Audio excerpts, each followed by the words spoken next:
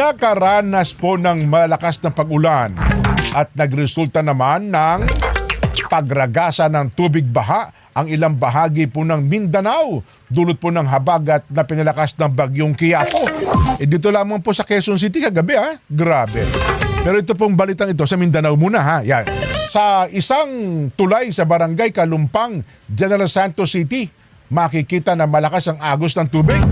Nagdulot ng pangamba sa ilang motorista at mga residente ang posibleng mabilis na pagtaas ng level ng tubig sa ilalim ng tulay na maaaring maging sanhi ng pagbaha sa mga kalapit na kabahayan.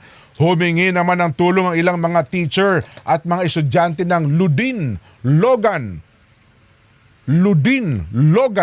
IP School Extension sa Barangay Nomo, Maasin, Sarangani Province. Matapos maabutan ng malakas na pagragasa ng tubig baha mula sa umapaw na kalapit na ilog, bunsod pa rin ng malakas na pag-ulan. Patuloy po nagpapaalaala ang lokal na pamahalaan sa publiko na manatiling naka-alerto sa nararanasang sama ng panahon.